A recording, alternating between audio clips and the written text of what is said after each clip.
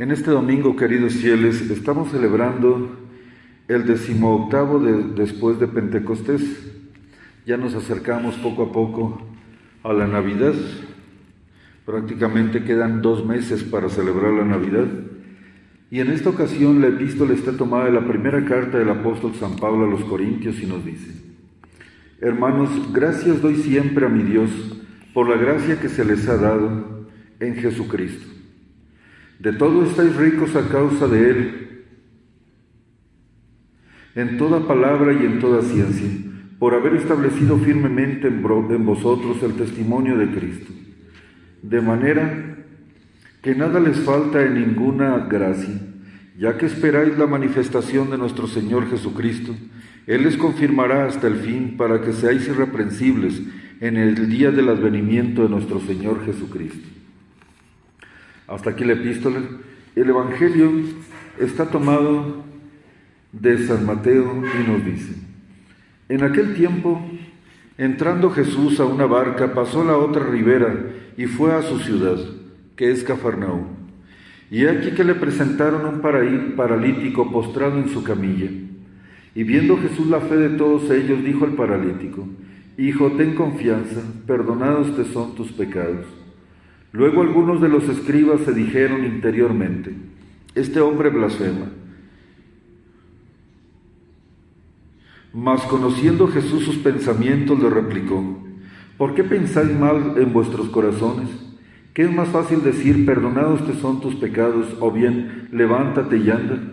Pues para que sepáis que el Hijo del Hombre tiene poder en la tierra de perdonar los pecados, dijo entonces al paralítico: Levántate, toma tu lecho y vete a tu casa.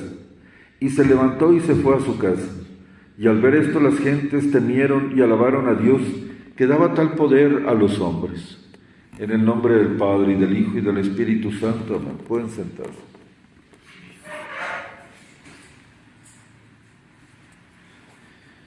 Cuán grande debió haber sido la fe, el creer que verdaderamente nuestro Señor Jesucristo tenía el poder para curar a un paralítico con solo su querer en el mismo instante. Y viendo Jesús no solamente la fe del paralítico, sino también la fe de los que lo llevaban, puesto que al momento de no poder entrar por la turba en la pequeña casita, seguramente de San Pedro, de Simón Pedro, donde estaba nuestro Señor predicando, entonces no tuvieron más remedio que llevarlo hasta donde estaba Jesús, saltando todos los obstáculos. Se subieron a la casa, quitaron algunas tejas y por ahí descolgaron, imagínense ustedes la dificultad, la camilla con el paralítico recostado en ella. Viendo nuestro Señor la fe de todos ellos, pues ¿lo curó inmediatamente? No, sino que para extrañeza de todos nosotros, nuestro Señor volteándose a él con simpatía, con una sonrisa, le dijo: Ten confianza, hijo, tus pecados te son perdonados. Y todos se quedaron ¿cómo? Por lo pronto, los que lo traían: perdonados te son tus pecados. Es como si pensaran en un instante: Señor, no venimos a eso, venimos a que lo cures, venimos a que Él pueda volver a caminar, venimos a que Él se le quiten todos los dolores, que se le quite esta enfermedad. ¿Cómo nos dices tú, perdonados te son tus pecados? Y los mismos judíos, los fariseos que estaban ahí, empezaron a pensar en sus corazones: este hombre blasfema. ¿Quién puede perdonar los pecados sino solo Dios? Queridos fieles, vimos nosotros hace algunos días la festividad de los santos ángeles. Y decíamos que aunque con toda la ciencia que Dios les ha dado a los querubines y a los serafines, con toda la ciencia que tienen infusa los santos ángeles, no pueden ellos ver los corazones de los hombres, ni pueden ver ellos al futuro. No saben lo que va a pasar en el futuro, no saben cuándo va a ser el juicio final, no saben cuándo, qué es lo que nosotros pensamos en nuestros corazones. Pero ellos lo deducen, decíamos nosotros, tanto los ángeles como el demonio, por medio de las facciones, por medio de nuestras actitudes, por medio del timbre de nuestra voz, por medio de nuestro sudor, por medio de todo eso, deducen lo que nosotros pudiéramos estar sintiendo y pensando.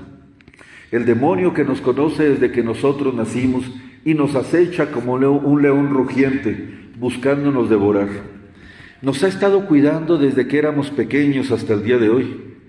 Él sabe cuál es nuestro talón de Aquiles, Él sabe cuál es nuestra debilidad, Él sabe cuáles son nuestras fortalezas, pero Él no sabe lo que pensamos en el corazón.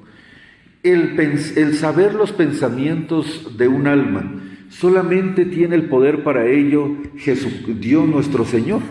Dios es el único que puede conocer los pensamientos, y efectivamente Dios es el único que puede perdonar los pecados, puesto que cada pecado se hace contra Dios.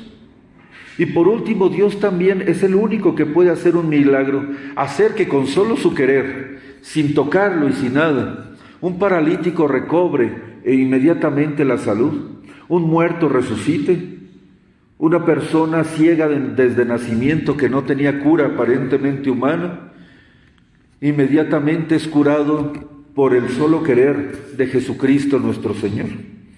Son acciones que solamente Dios puede hacer. El mirar los pensamientos de los corazones, el perdonar los pecados, puesto que Él es el ofendido. Él solo es el único que puede perdonar los pecados. Y en tercer lugar, el hacer milagros de esa magnitud, con solo su querer, traspasando las fuerzas de la naturaleza. Así es que en esta ocasión nosotros nos quedamos asombrados diciendo: Señor, no viene a eso, no viene a que le perdones los pecados. ¿Cómo puede ser posible que no sepas tú qué es lo que más necesita ese enfermo? Y entonces nuestro Señor, sonriendo, inmediatamente nos contestaría: precisamente porque yo sé lo que pasa con ese enfermo, cuál es su necesidad mayor, es porque la estoy solucionando primero. Uno va con una herida, con un doctor. Uno va con algún dolor en alguna parte del cuerpo con un doctor, porque se sintió por la noche sudar frío, se sintió que está sudando continuamente, se siente un dolor agudo o intermitente en alguna parte, y él cree que es cosa menor, y va con el doctor, y el doctor le pregunta inmediatamente cuáles son todos los síntomas, y por eso se llama doctor, porque viene de la palabra docere, docto, sabio, significa doctor, significa sabio, significa el que sabe. Así es que cuando nosotros vamos con un doctor y nos pregunta inmediatamente todos los síntomas, nosotros tal vez no sepamos o pensemos que es algo menor o una pequeña infección. El doctor, con su saber, inmediatamente viendo los síntomas, descubre que puede no ser un simple dolor, que puede ser algo de urgencia, algo de emergencia. Lo manda inmediatamente a quirófano y nosotros pensábamos que era cualquier cosa. Así pasó con estas personas para con Dios, el doctor de nuestras almas. Ellos llegan y creían que el principal problema del paralítico era su parálisis, y la verdad es que no. Él traía una ponzoña, él traía un veneno dentro de su cuerpo, que no era la parálisis. Y este divino doctor, viendo lo que más necesitaba, lo urgente, lo que era más importante sanar, en primer lugar de este enfermo, era su alma. Porque el cuerpo como quiera puede estar hasta podrido, mientras el alma puede estar hermosa y vibrante delante de Dios. O podemos tener unos cuerpos hermosos, bien formados, con una belleza casi perfecta, pero si traemos el alma nosotros podrida, emponzoñada, llena de veneno, lleno de podredumbre, de nada sirve traer un cuerpo hermoso. Así pasó, y por eso nuestro Señor Jesucristo, mirando los pensamientos, mirando los sentimientos y mirando que el alma de ese paralítico estaba bien preparada, arrepentida, compungida y que traía pecados en el alma, entonces nuestro Señor, el divino doctor, lo curó primero de lo más emergente, lo más urgente, que eran sus pecados. Y ya después de curarle sus pecados, entonces le curó el cuerpo, que aunque sigue siendo algo noble dentro del ser humano, no deja de ser la parte menos noble en comparación de la parte más noble que es el alma. Así es que nuestro Señor curó lo que era más precioso, lo que era más urgente, lo que era más necesario, lo que era más importante. Y en segundo lugar, por supuesto, curó el cuerpo de este paralítico. La segunda parte de este evangelio me llena de emoción porque los mismos judíos se echaban la soga al cuello. Ellos sabían que Cristo era el Mesías, ellos sabían que Cristo era el Hijo de Dios, pero no querían aceptarlo. Nuestro Señor, viendo tanto la generación presente como las generaciones futuras que dudarían de su divinidad, de que Él era el Hijo de Dios, nos estuvo dando consejos, doctrina, pruebas de cosas que solamente Dios puede hacer y que Él las hizo.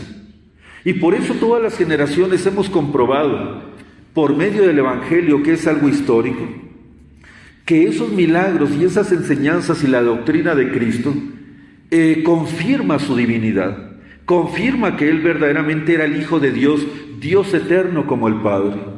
Y los mismos judíos nos dan aquí una pauta, porque ellos pensaron mal en sus corazones cuando vieron que nuestro Señor le perdonó los pecados y decían dentro de sí: ¿quién puede perdonar los pecados sino solo Dios? Y tenían razón. Nadie puede perdonar los pecados sino solo Dios, y a quien Él le quiera dar el poder. Está como aquella frase de nuestro Señor Jesucristo en el Evangelio: nadie conoce al Padre sino el Hijo, y nadie conoce al Hijo sino el Padre, y aquel a quien el Hijo se lo quiera dar a conocer. Nadie puede perdonar los pecados, diríamos nosotros, más que solo Dios, es verdad. Pero también pueden perdonar los pecados aquellos a quien el legislador de todas las cosas, el jefe supremo de toda la creación, el que hace las reglas, el que pone la ley, el que manda en la ley, el que sanciona la ley, le dijo a ciertos hombres, sopló sobre ellos y les dijo: reciban al Espíritu Santo. A quienes perdonaren los pecados les serán perdonados, y a quienes se los retuvieren les serán retenidos. El supremo legislador, que está demostrando tanto en este evangelio como en todos los demás que Él es verdaderamente el Hijo de Dios, haciendo obras maravillosas como ningún otro puede hacerlo, como ningún ser humano, como ninguna fuerza creada puede hacerlo, sino solamente el infinito, el infinitamente poderoso Dios. Entonces ese mismo Dios todopoderoso dijo sobre ciertos seres humanos que eran sus ministros: reciban el Espíritu Santo, a quienes les perdonaren los pecados les serán perdonados, y a quienes los retuvieren les serán retenidos. Pero entonces los apóstoles y sus sucesores, los obispos y los sacerdotes, tienen el poder de perdonar los pecados no porque les brote de su naturaleza, porque la ofensa que ustedes hagan no es contra mí, es contra el Dios Todopoderoso, que quiso tener sus embajadores aquí en la tierra para escucharnos, para perdonarnos, para liberarnos a nosotros de esa terrible ponzoña que es el pecado. Así es que ¿quién se arroga esta dignidad? Sino solamente aquellos que son llamados por Dios en una vocación especialísima de ser sus ministros. Y en el momento en que el obispo ordena a un sacerdote, también soplas, le toma sus manos y le dice: recibe el Espíritu Santo. Todos aquellos a quienes les perdonaren los pecados les serán perdonados, y a quienes los retuvieren les serán retenidos, porque es una prerrogativa que Dios les dio a ciertos seres humanos, en este caso a los ministros de Dios. Entonces estos mismos judíos probaron la divinidad de nuestro Señor diciendo: ¿quién puede perdonar los pecados sino solo Dios? A ver, es un mentiroso. ¿Cómo puede ser posible? Nos puede decir a todos nosotros que ya están perdonados sus pecados, pero es algo que como no se ve, nosotros no estamos seguros de ello. Y les dijo Dios: con que no se ve, pues ahí les va, para que entiendan que el Hijo del Hombre tiene el poder aquí en la tierra de perdonar los pecados. Entonces, acercándose al paralítico, le dijo: hijo, ten confianza, vete en paz, toma tu camilla y anda. Y en ese momento el que era paralítico, sus huesos se afianzaron, sus carnes, sus nervios se afianzaron, hasta que quedó completamente sano, tomó su camilla y se fue. Y les dijo nuestro Señor Jesucristo: ¿por qué piensan mal en sus corazones? ¿Qué es más fácil decir? ¿Perdonados te son tus pecados?, que es algo interno, que es algo espiritual, que es algo no se ve. Cualquier persona lo podría decir del mundo. Pero ¿qué es más fácil decir? ¿Te perdono tus pecados? O decir, levántate y anda. Díganme ustedes, queridos fieles, ¿qué es más fácil, qué es más difícil, o qué es más comprobable, qué es más patente? Decir, oye, te perdono tus pecados, como lo decimos los sacerdotes en el confesionario. Y la persona verdaderamente queda perdonada de sus pecados, pero dirá alguno, pues qué chiste, esto no se ve, cualquiera nos puede engañar con ello. Como si el Padre dice que están perdonados mis pecados, ¿verdaderamente están perdonados mis pecados? Así lo pensaban los judíos de Cristo. ¿Quién puede perdonar los pecados sino solo Dios? Este está diciendo mentiras. Y entonces nuestro Señor les dijo, ¿qué es más fácil? ¿Decir te perdono tus pecados o decir toma tu camilla, levántate y anda? Dirían ellos, pues es más fácil, te perdono tus pecados. Porque si yo le digo a un paralítico de nacimiento, levántate, toma tu camilla y anda, y en ese momento se cure, pues nadie lo puede hacer, solamente Dios. Es algo dificilísimo, es algo que no haría un simple ser humano. Les dijo nuestro Señor. Entonces, volteando con el enfermo, le dijo, levántate, toma tu camilla y anda, y en ese momento se curó. Si algo que era más difícil, algo que era imposible, lo pudo hacer Jesucristo en el orden material, en el orden patente, en el orden de ojos vistas, entonces también se cumplió, también tenía el poder. Si tenía el poder de resucitar a un muerto, si tenía el poder de curar a un enfermo de nacimiento con solo su querer, ¿no tendría entonces poder de perdonar los pecados? Por supuesto que sí. Con ello Jesucristo nuestro Señor nos dio a entender, conocer y saber que Él era verdaderamente Dios, que podía perdonar los pecados porque solo Dios lo puede hacer, que era Dios porque hizo un milagro portentoso en el cual ningún ser humano con solo su querer lo podría hacer. Y nos dio a conocer también que es Dios porque sabe el secreto de los corazones, lo que pensaban estas gentes malvadas. Con esa triple enseñanza, con esa triple prueba, nosotros confesamos, sabemos y profesamos que Jesucristo nuestro Señor es el verdadero Hijo de Dios, Dios eterno como Él, Dios omnipotente como el Padre y como el Espíritu Santo. Y de esa suerte Él creó una iglesia, y dentro de la iglesia le dio la prerrogativa y el poder a los ministros de perdonar los pecados en su nombre. Así es que todos nosotros vamos a quedar tan admirados de cómo un simple ser humano, un simple mortal, tiene un poder divino como es el de perdonar los pecados en el nombre de Dios. Y nosotros, al igual que la turba, como termina este evangelio diciendo, al ver esto las gentes temieron y alabaron a Dios que daba tal poder a los hombres. Nosotros también el día de hoy, arrasados casi nuestros ojos con lágrimas por la emoción de los que comprendemos lo que vale el sacramento de la confesión, el poder nosotros, después de haber cometido una falta por debilidad o por malicia, tener la oportunidad de ser perdonados, tener la posibilidad de recobrar la gracia perdida por nuestros errores, por nuestras torpezas, el tener la posibilidad de que aún siendo un terrible pecador, arrepentido de corazón, me levanto de nuevo, vuelvo a caminar con la gracia del sacramento de la confesión, me llena de emoción.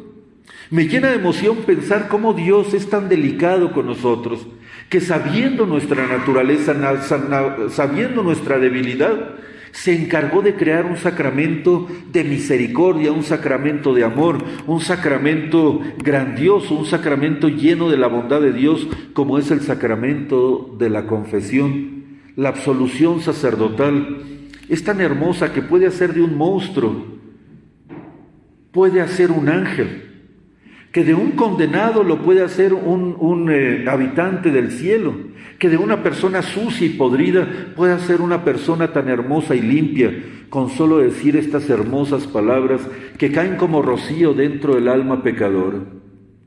Perdonados te son tus pecados. Yo te absuelvo de tus pecados en el nombre del Padre, y del Hijo, y del Espíritu Santo. Qué hermosas palabras que jamás nadie va a poder escuchar más hermosas aquí en la tierra. ¿Por qué? Porque el alma estaba condenada, porque el alma estaba muerta, porque el alma iba a sufrir eternamente en el infierno los más atroces dolores, y sin embargo, con solo esas palabras pronunciadas por un ministro del Señor, no porque Él tenga en sí mismo o por sí mismo ese poder de perdonar los pecados, sino porque al inmenso y poderoso Dios quiso que así fuera. Y entonces el sacerdote, con solo decir esas palabras, le cambia la eternidad a una persona, le cambia el semblante, le cambia el ánimo, porque se siente perdonada por Dios, porque se siente otra vez reconciliada con Dios. Qué hermoso es el sacramento de la confesión, y Jesucristo lo quiso poner dentro de la Iglesia Católica para nuestra salvación. Entonces, también nosotros quedamos admirados cómo Dios les da tal potestad a los simples seres humanos para que puedan ellos ayudar a otros a alcanzar el premio de la salvación eterna. Entonces, el día de hoy alabamos a Dios y alabamos al Hijo de Dios, Jesucristo, nuestro Señor, y al Espíritu Santo, por darles ese poder a los hombres, por dar ese poder a la Iglesia, por darnos el hermoso sacramento de la confesión, que nos vuelve hijos de Dios y posibles ciudadanos de la patria celestial. En el nombre del Padre, y del Hijo, y del Espíritu Santo. Amén.